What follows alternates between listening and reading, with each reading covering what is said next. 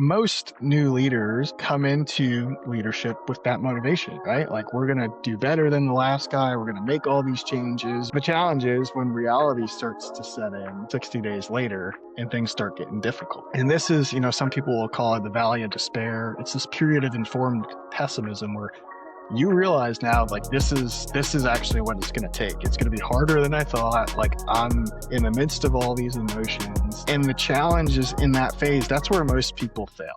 Before we start the show, I have a quick question for you. Is your resume stuck in the rejection pile? At Resume Assassin, I create powerful resumes that showcase your skills, experience, and achievements, getting you noticed by recruiters. I'll also optimize your LinkedIn profile, transforming it into a magnet for opportunity. Visit resumeassassin.com today and take charge of your job search. Visit resumeassassin.com.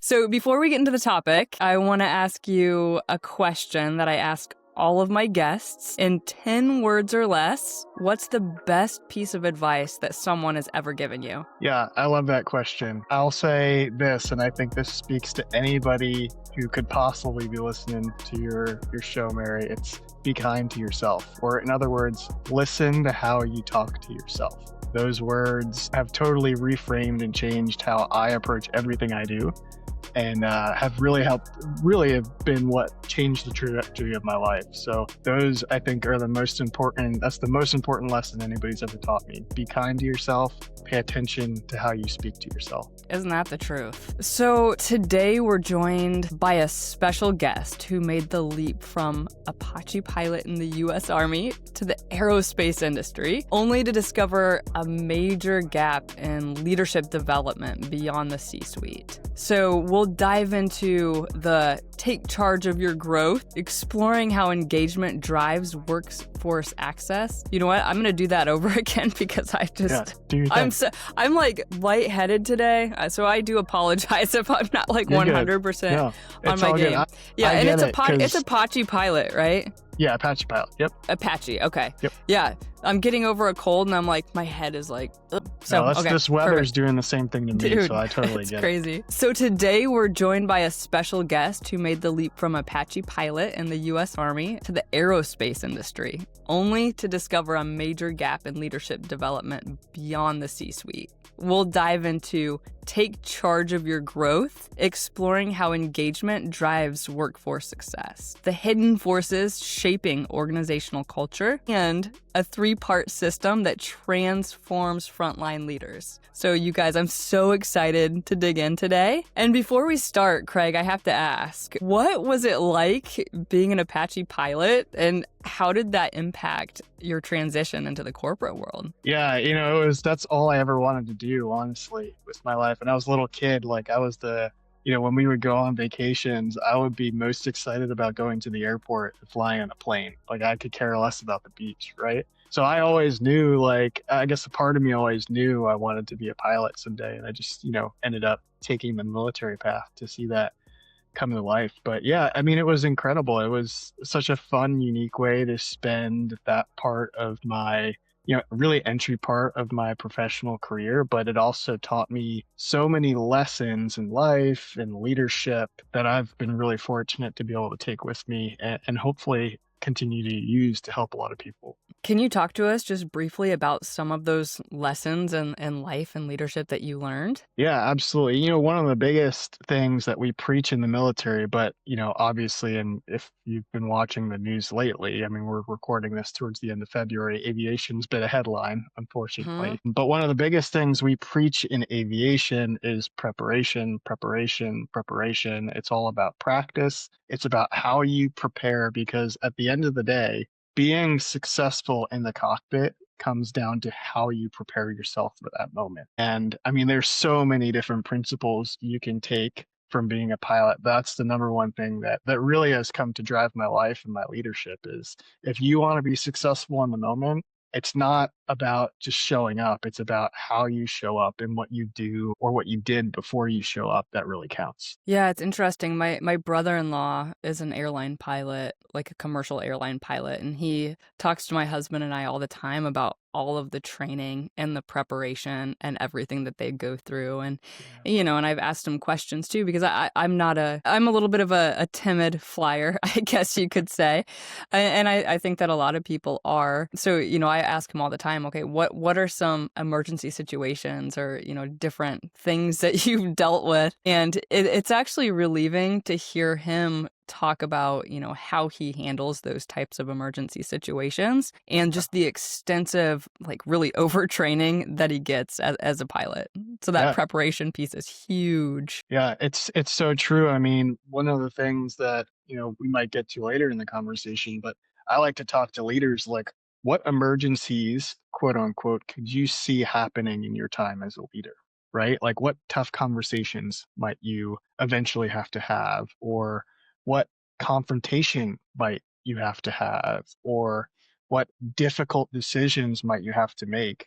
As a leader, we so often think and see these great leaders and think that they're just natural at doing this stuff. But it's actually a lot more like how pilots operate in the cockpit. They have spent hours and hours and hours studying how these emergencies happen, why they happen, and the immediate and instinctive things they have to learn to know how to do in order to keep the aircraft safe. I mean, it's really no different as a leader. The Totally. best leaders are the ones that understand how to acknowledge and interpret these situations. And then they've also trained themselves to intuitively react in those moments as well in order to best serve the people around. Yeah. And I was thinking about something because, before we hit the record button today, you had pointed out that many organizations either struggle with or they completely overlook leadership development, especially beyond the C-suite. So, what led you to this realization and why do you think this gap exists? Yeah, I think one of the things that I really had difficulty understanding when I left the military is, we had a lot of unique, what I felt were unique challenges in the military just based off how the military has to manage its talent, right? It's like you can't just, go recruit someone from a competitor. No, it's like all of our talent is bred from within, trained really essentially from the ground up and is promoted from within. And so with that brings a lot of unique challenges when it comes to workforce engagement, retention, turnover has a much more significant impact in the military. And these are challenges as a company commander, basically like a small franchise owner would be the equivalent I would compare it to. I had to figure out how to navigate during my time in the military. And then when I transitioned into the corporate world, I saw a lot of these same challenges, but I didn't really see anybody in a similar position to what I had to do in the military, really responsible for owning them and managing those issues and trying to help these organizations figure out the best way to approach them and solve them because they're really critical issues. And what I thought was really unique was that we focus and we speak so much about leader development in the corporate world. And we even hear a lot of people talk about retention, engagement, acquisition, all these things. But when you strictly look at in these large organizations, especially like operational focused organizations, Hmm.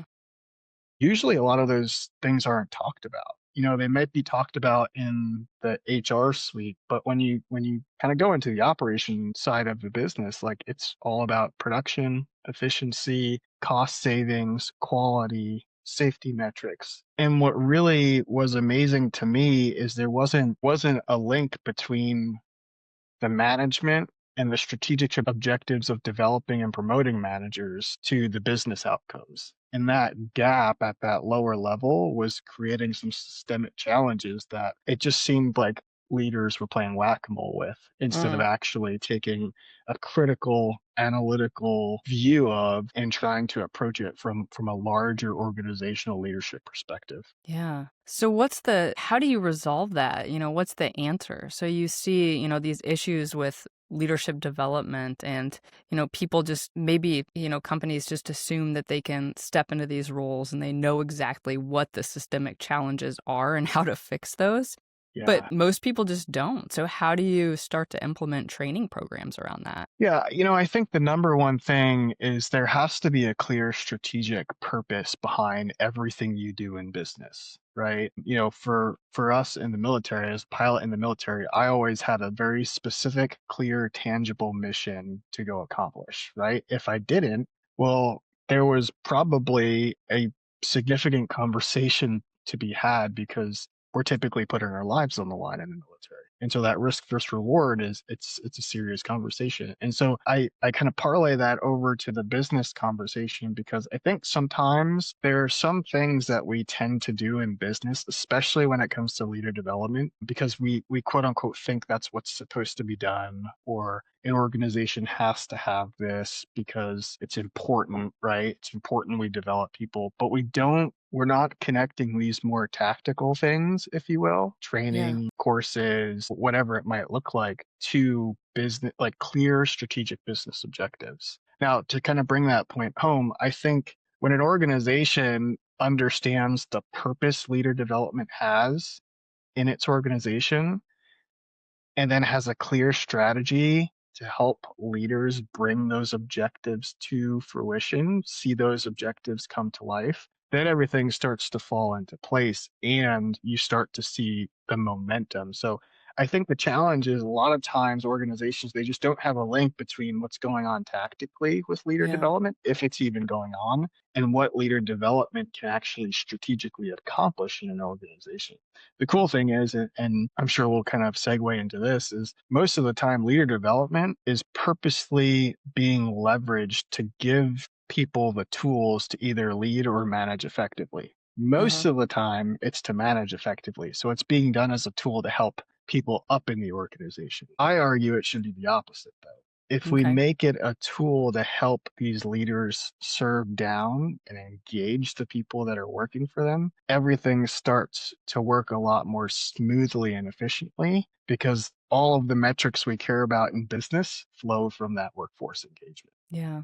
Yeah, absolutely. And could you, I think that a lot of people hear that terminology a lot, managing up and managing down. Could Yeah. you talk to us a little bit more about what that actually means and also what that means in relation to leadership development? Yeah, absolutely. I think that's a great point. I mean, you ask everybody in the leadership space, they're going to give you a different Mhm. answer, Totally. right?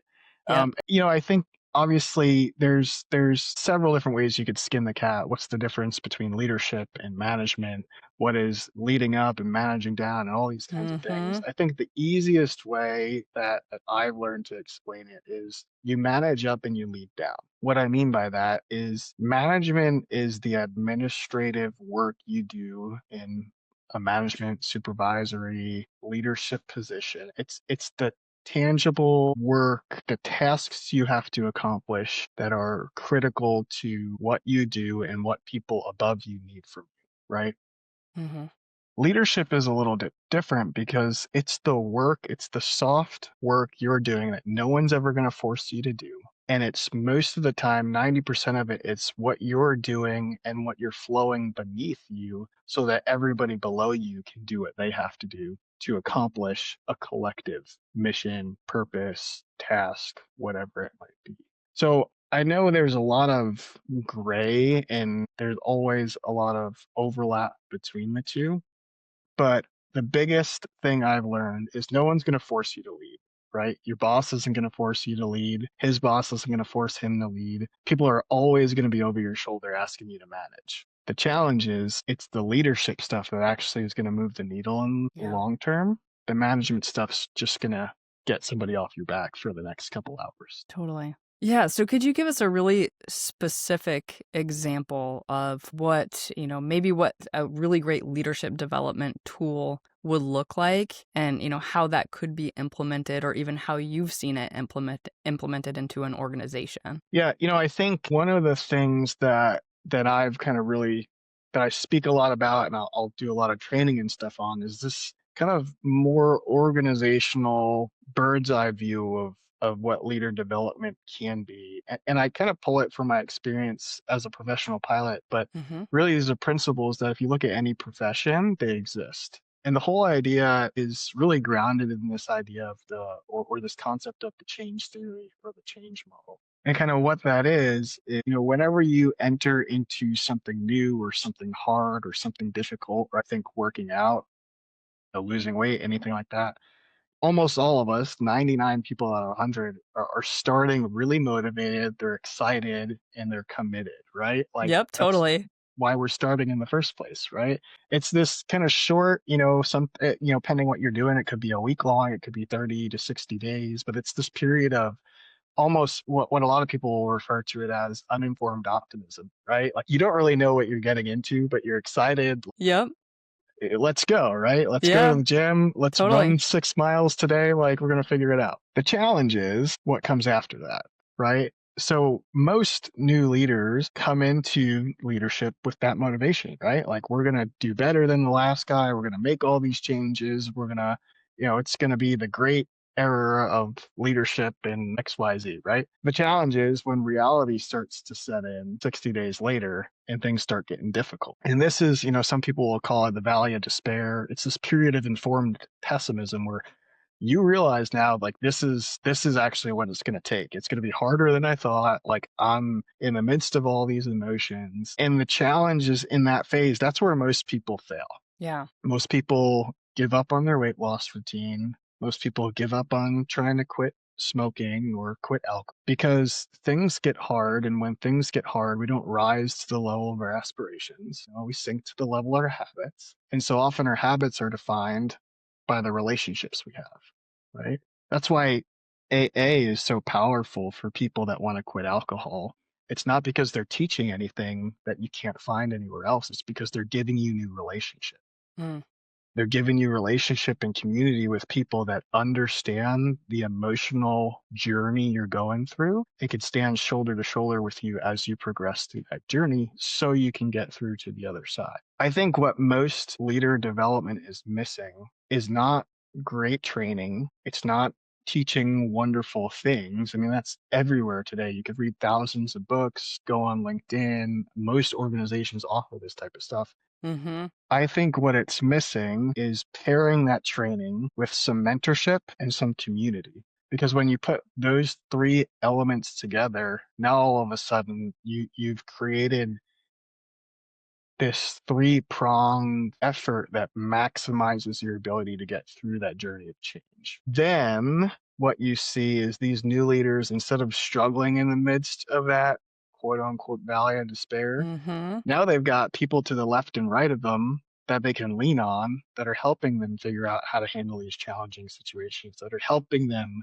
work through the challenges of management and leadership and doing these additional things when no one's asking them or telling them they have to do it, but because they know it's what their leadership requires, they understand it's the burden of their role. And so that's what I've found is really unique is if we, whether it's individually as someone who wants to maximize their ability to grow as a leader or organizationally, if we could tap into kind of these principles that professions everywhere, I mean, look at the medical Yeah. profession, look at the legal profession, look at the aviation profession, they all tap into these concepts. If we could tap into them as leaders, we could see some incredible results. Yeah, and I feel like over the last couple of years, there has been this just explosion of different communities online. And I mean, honestly, I think that they're incredibly powerful because it's a group of people that are going through similar things, right? They're facing similar types of issues. And so it provides this really unique kind of brainstorming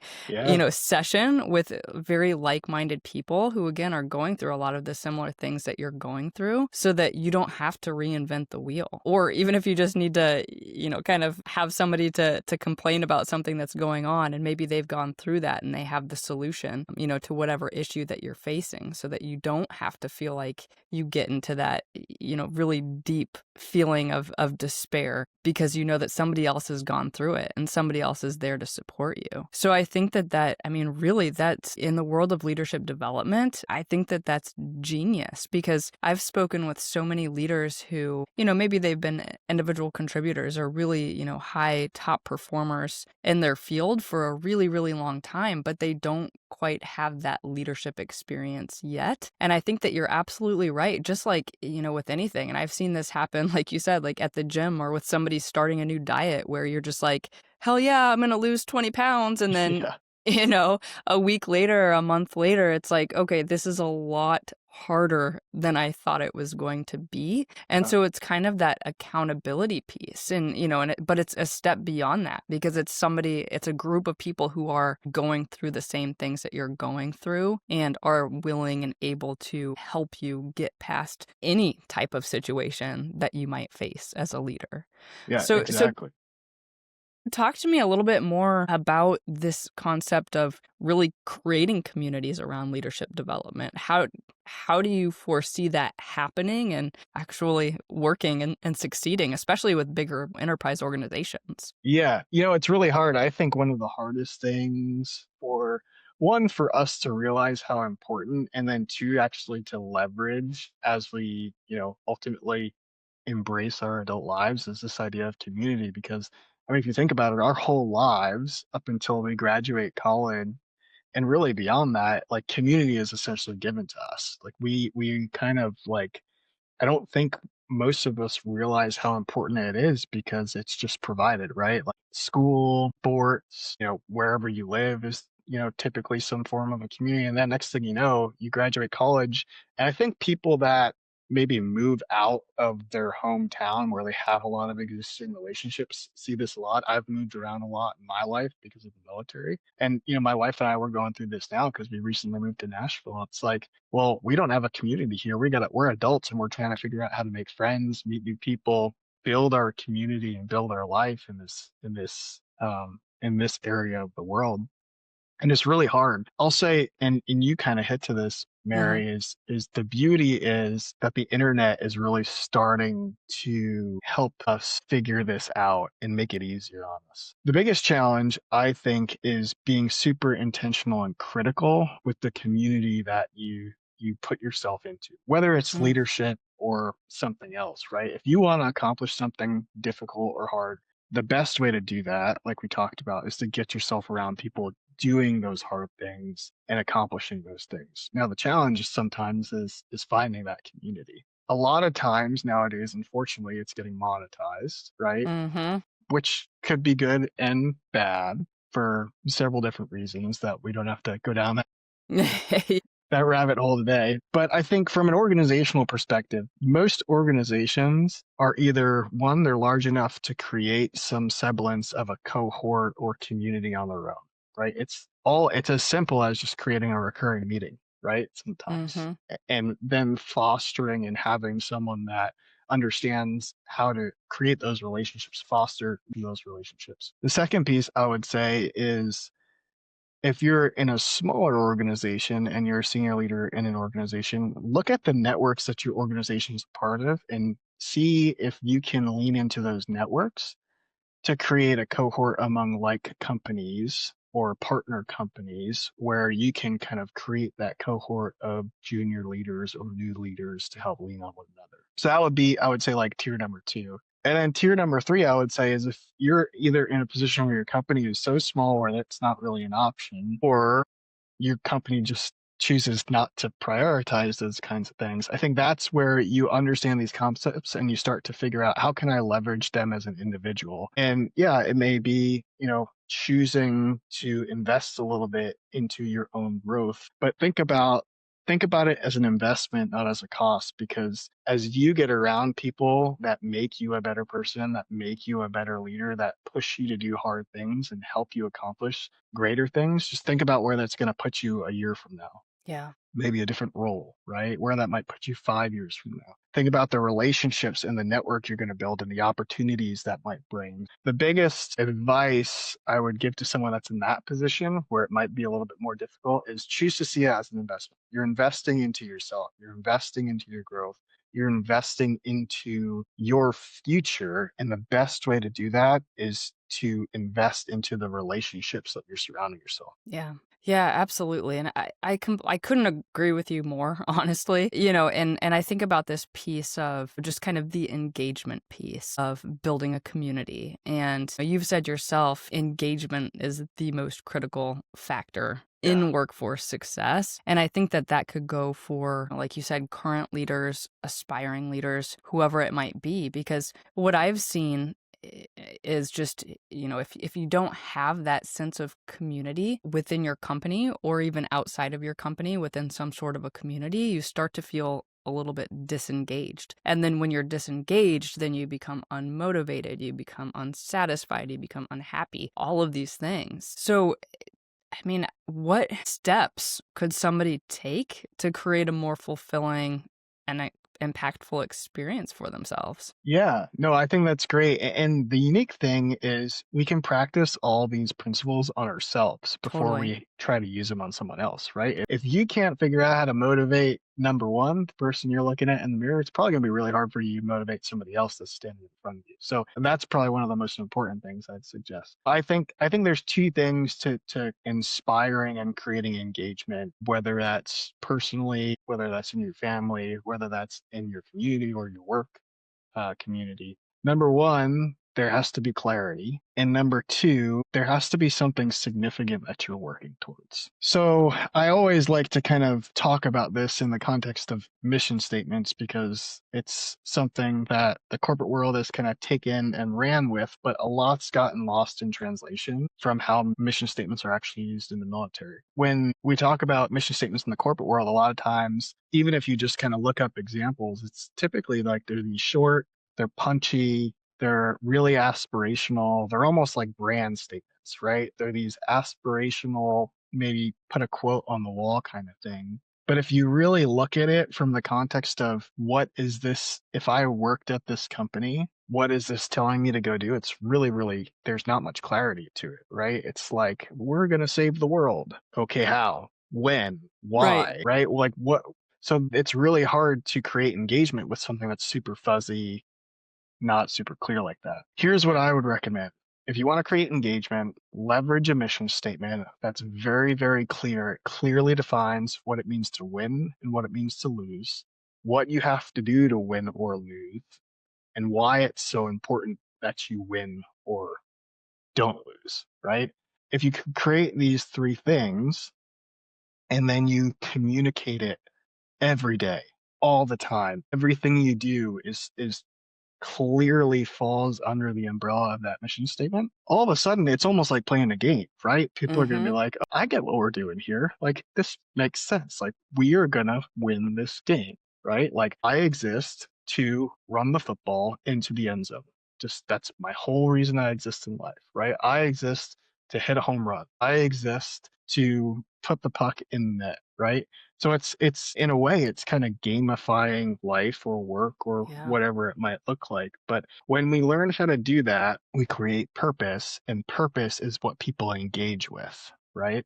When they're engaged, everything changes because engagement leads to productivity, right? Engagement leads to paying more attention and creating a higher quality product. Engagement leads to being more proactive with sales calls or Mm-hmm. with customer service calls or whatever it might look like. And so a lot of times it just boils down to those few small principles. Yeah. Yeah. I love that. And I actually wrote a personal mission statement for myself recently. Great. And, it's really interesting how it can really show you where your priorities are. And for me, it kind of uncovered, okay, these are my priorities, and I'm putting way too much energy into this one bucket.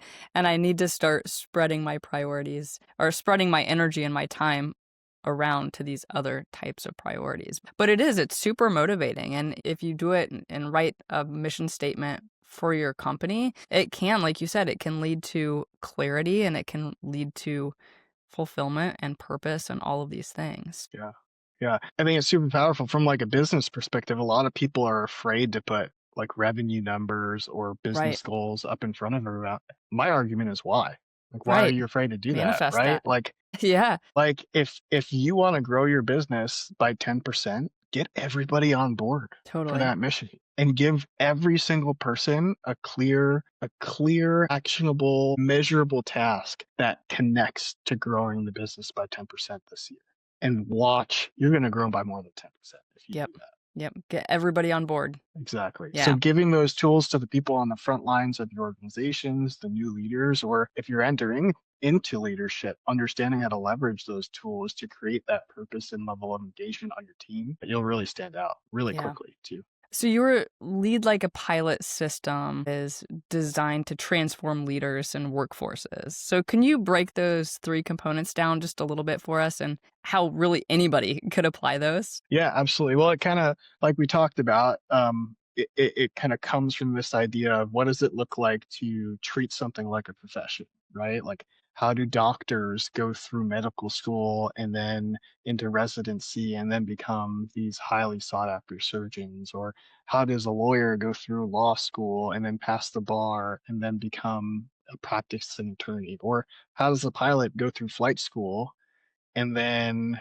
all of a sudden enter into the force and then become a senior pilot? Like, how do these things work? And so, really, what it comes down to is I think every leader development system or model, whether you're trying to create it for yourself or you're creating it for an organization, it's got to have some sort of basic training. Right, you have to have that structure. You have to have something you're providing to these individuals as they enter into the service of being a leader. Of hey, this is at least how you're going to start. Right, this is where you start. This is your starting block. The second piece is give people a routine to accomplish. What I mean by that is in the aviation world, we do pre-flights, right? It's a routine we do before every single flight that helps us minimize the things that can go wrong and maximize our ability to be successful on our mission.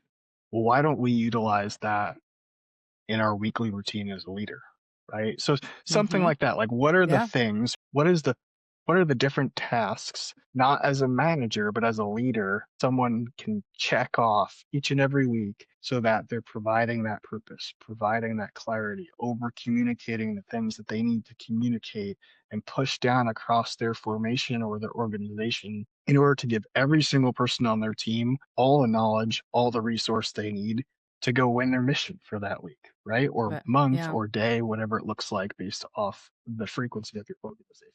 So that's number two. It's one, how can you help people get started off on the right foot? Two, how can you give them a clear expectation of what they have to do on a routine basis in order to win, or at least give themselves the highest chance of winning? And then lastly, how do you help them continue to grow and progress? Right? We all know that at the end of the day, when we're doing hard things, it's ultimately not the destination that serves us, it's the routine or the process or the journey along the way. So the best leaders don't ever reach a destination. They're always growing, they're always progressing. How do we leverage this concept of progression with structure, with guidance, with community to help continue to lift these leaders up or yourself as a leader up so you continue to grow and continue to do the things that actually help you move the needle in your organization? Yeah, and you mentioned the pre-flight checklist, and I know that you've come up with a similar tool. Yeah.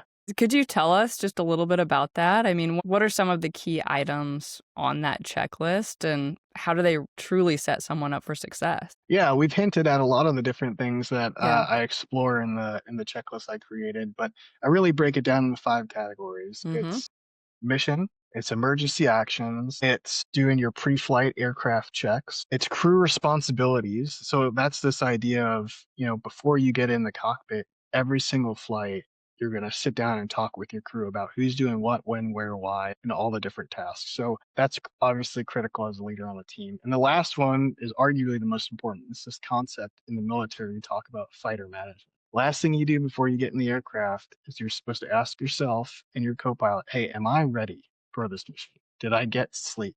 Right? Am I mentally prepared? Did I do all the things that I need to do in my pre-flight routine in order to go successfully accomplish and execute this mission? So it breaks it down. I think there are 12 steps that it all comes down to, each falling into those five categories. But it's really that exactly that idea of on a routine basis, if I do these 12 things, I'm almost guaranteeing success as a leader.